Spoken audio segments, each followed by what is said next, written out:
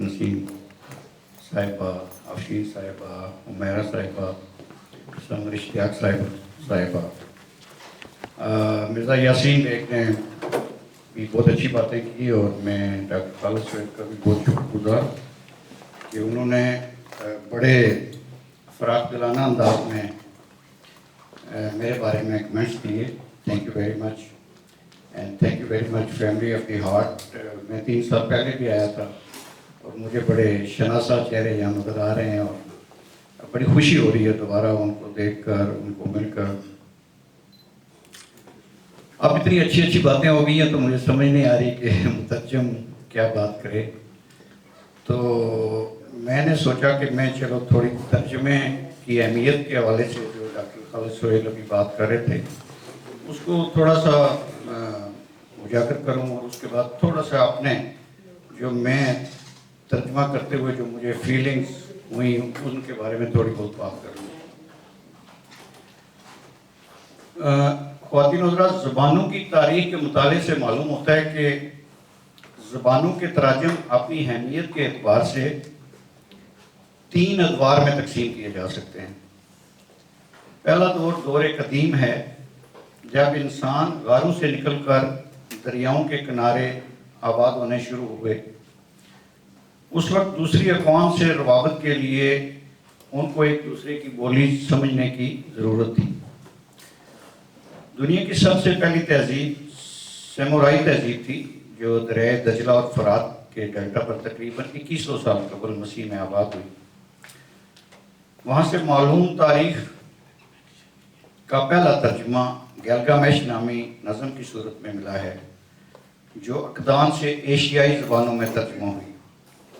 یہ میسوپوٹومیا تہذیب کی بات ہے. اس کے بعد جو تراجم دریافت ہوئے وہ بدھ بخشوں کے ہیں، بدھ مانکس، جنہوں نے ہندی لٹریچر کو سنسکرت سے چینی زبان میں ترجمہ کیا. بعد میں جو آنے والے زمانے میں کچھ یونانی شعراء نے قدیم یونانی زبان کا ترجمہ لاطینی میں کیا. اس کے بعد درمیانی عرصہ آتا ہے جو کہ خاصا لمبا ہے، تقریباً 2000 سال پر محیط ہے. اس زمانے میں ترجمے کی ضرورت فلسفے، طب، تاریخ، فلکیات، ریاضی اور سائنس کے فروغ کے لیے پیش آئی.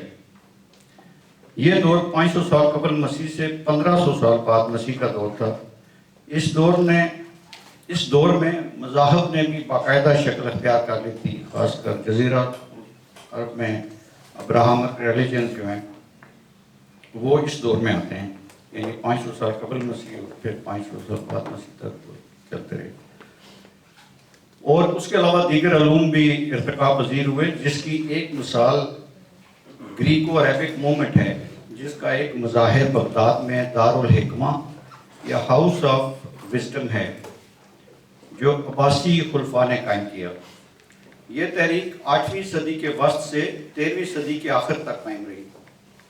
اس دور میں متعدد یونانی اور شامی زبان میں لکھی گئی فلسفے، طب، فلکیات، ریاضی اور سائنس کی کتب کے تراجم عربی زبان میں کیے گئے.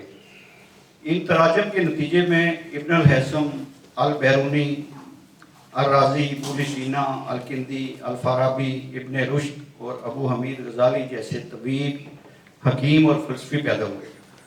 یہ مسلم تہذیب کا سنہری دور یا گولڈن ایرا کہلاتا ہے، جو 1258 میں منگولوں کے ہاتھوں بغداد کی تباہی پر اختتام پذیر ہوتا ہے. اور تراجم کی تاریخ کا جو تیسرا دور ہے وہ گزشتہ 500 سالہ دور ہے.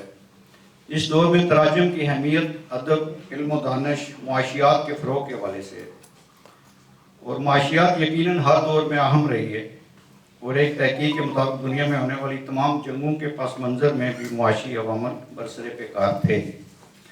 لہذا گزشتہ 2 صدیوں میں ادب اور معاشیات کے حوالے سے تراجم کی بہت اہمیت ہے، کیونکہ ابھی گلوبل مارکیٹنگ ہے، گلوبل اکانومی ہے. تو you have to send the products or get the products, import, export, you must know the language of that country which is producing those products. تو ادب کے ابلاغ کے حوالے سے تراجم اور زیادہ اہم ہیں، مگر بدقسمتی سے مترجم کو آج بھی وہ اہمیت حاصل نہیں جو ہونی چاہیے. اب تھوڑے سے کتاب کا جو میرا تجربہ ہے اور جو میرا تھوڑا شارٹ سٹوری ہے ترجمے کی، وہ یہ ہے کہ میں تراجم اپنے شوق کی آبیاری کے لیے کرتا ہوں اور ایک صحت مند مصروفیت کے لیے کرتا ہوں. اور اب یہ ہے کہ میں ذرا قابو آیا ہوں، کیونکہ جس طرح انہوں نے کہا کہ ڈاکٹر صاحب جتنی رفتار سے کتابیں لکھ رہے ہیں اتنی رفتار سے مجھے ترجمہ کرنا پڑتا ہے، تو آپ اندازہ لگا سکتے ہیں کہ میں کتنا نروس ہوں. تو میں آرمی سے جب ریٹائر ہوا تو 2015 تک تو میں کچھ نہیں پڑھتا ہی رہا، اور 2015 میں 2012 میں ریٹائر ہوا. 2015 میں نے پھر لکھنا شروع کیا، اور پہلی جو اور بڑا مشکل کام شروع یہی کیا کہ میں نے فکشن ٹرانسلیشن شروع کر دی. اور پہلے جو افسانے تھے وہ محمد الیاس ہیں، ناول نگار ہیں، افسانہ نگار ہیں، ان کے میں نے سلیکٹ کیے. اور تھوڑی سی ان کی اردو بھی مشکل ہوتی ہے. بہرحال یہ ہے کہ میں نے وہ کام شروع کیا، اور کیونکہ افسانے مجھے اچھے لگتے تھے، میں چاہ رہا تھا کہ جس کو انگریزی پڑھنے والے بھی اس کو شارٹ سٹوری کی طرح پڑھیں. تو ان کو شارٹ سٹوری بناتے بناتے مجھے کافی ایفرٹ کرنی پڑی. آئی ٹوک 9 months. تو پھر یہ ہے کہ وہ مسودہ میں نے جب ان کو دیا، انہوں نے دیکھا، اور پھر انہوں نے سنگ میل میں بات کی، تو میری حیرت کی انتہا نہیں رہی. مجھے امید نہیں تھی کہ یہ شارٹ سٹوری بک کوئی چھاپے گا، لیکن وہ انہوں نے چھاپ دی، اور اس سے مجھے بڑی حوصلہ افزائی ہوئی. پہلی کتاب جو ہے میری 2016 میں ٹریس پاس کے نام سے چھپ گئی. اب مجھے اعتماد آ گیا، تو پھر میں نے لکھنا شروع کر دیا. پھر 2015 سے 2022 تک 7 سالوں میں نے 7 کتابیں ٹرانسلیٹ کی ہیں. اور اس کے علاوہ اور ان میں سے 2 کتابیں جو ہیں وہ سنگ میل نے چھاپی ہیں، اور 3 کتابیں جو ہیں وہ امیزون پر ہیں. اور اس کے علاوہ ایک کتاب ہے جو ترجمہ نہیں ہے، وہ میں چونکہ ڈاکٹر سہیل صاحب کے ساتھ تعلق تھا، تو انہوں نے پھر مجھے بھی معاف نہیں کیا، اور کہا کہ لیٹس ہیو لیٹر بازی. تو پھر وہ لیٹر بازی کی بھی ایک کتاب ہے ہماری، لٹریری لو لیٹرز، جس کا انہوں نے ابھی ذکر بھی کیا. تو اب یہ 7ویں کتاب جو ہے یہ ریلیجن سائنس اینڈ سائیکالوجی ہے، جس کا نام میں نے رکھا ہے مذہب، سائنس اور نفسیات. تو اب کتاب کے بارے میں تو بہت سی باتیں ہو چکی ہیں، لیکن جو میری فیلنگس آئیں وہ یہ اس کو ترجمہ کرتے ہوئے وہ یہ ہے کہ ظاہر میں فیل کرتا ہوں ان باتوں کو، سمجھتا ہوں، اور پھر انٹرپریٹ کرتا ہوں اپنی زبان میں. تو پہلی فیلنگ تو یہ آئی مجھے کہ جب آپ خواب دیکھتے ہیں اور اس خواب کو پانے کے لیے آپ لگن، محنت اور ایک کمٹمنٹ سے چلتے ہیں، تو وہ جس طرح پالو کوئلو کا الکیمسٹ میں ایک فکرہ ہے کہ forces of nature conspire to help you succeed. تو میرا یہ خیال ہے کہ یہ اس کی ایک مثال ہے کہ دونوں کہاں سے اٹھے، کیسے سفر شروع کیا، اور ان یوزول سفر تھا. ایک نے ملک چھوڑ دیا، دوسرے نے ایک ایسی لائن لی کہ جو تو لیس ٹریولڈ جس طرح کہتے ہیں، and they reach their destiny, and that's amazing.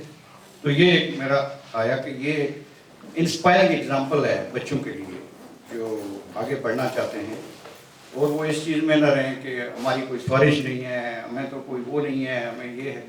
تو ایسا نہیں ہوتا. یہ ایک مثالیں جو آپ کے سامنے بیٹھی ہیں کہ if you want to work, تو جس طرح ڈاکٹر صاحبہ نے کہا کہ، اور ڈاکٹر سہیل زبیری نے بھی اب کہا کہ یہ اسٹوڈنٹس کو یہ بتاتے ہیں کہ even if you don't succeed, the journey itself is very rewarding. تو ایک تو یہ آیا کہ دوسرا یہ مجھے ہوا کہ جو ہمارا گھٹن زدہ معاشرہ ہے وہ کیسے کیسے ٹیلنٹ ضائع کر رہا ہے. They were in Pakistan, things would have been different for country. لیکن آپ یہ دیکھیں کہ وہاں پہ یہ یہاں ہیں، ٹھیک ہے، یہاں بھی ہیومینٹی کی وہ کر رہے ہیں، لیکن ہمارا سوسائٹی ایون کہ ڈاکٹر سہیل زبیری واپس بھی گئے 10 سال تک، قائد اعظم یونیورسٹی میں پڑھاتے بھی رہے، انہوں نے ایک نیا ڈپارٹمنٹ بھی قائم کیا اور نمبر آف اسٹوڈنٹس کو پی ایچ ڈی بھی کروائی اور ایم فل بھی کروایا، اور لیکن he had to also come here and when he resigned, and his resign was accepted in a record time, within 10 days he received your resignation. So we are wasting the talent. یہ میرے سامنے بات آئی. اور دوسری بات جو تھی وہ یہ ہے کہ اس ترجمے سے مجھے بھی کچھ فائدہ ہوا. یہ جو ترجمے میں نے کیے تو میری اردو اور زیادہ اچھی ہو گئی. پھر میں نے ہم صاحب پہ میں کوئی 70 کالم لکھ چکا ہوں، اور آئی ڈونٹ نو کہ وہ ان کی مہربانی ہے یا میرے کالموں میں کوئی جان ہے. They have not rejected even single. So وہ ایک یہ ہے کہ اردو میری بہتر ہو گئی. اور پھر یہ کہ اس تراجم سے مجھے یہ بھی فائدہ ہوتا ہے کہ مجھے جو تخلیقی لوگ ہیں ان کے آدرش پتہ چلتے ہیں، ان کے نظریات پتہ چلتے ہیں،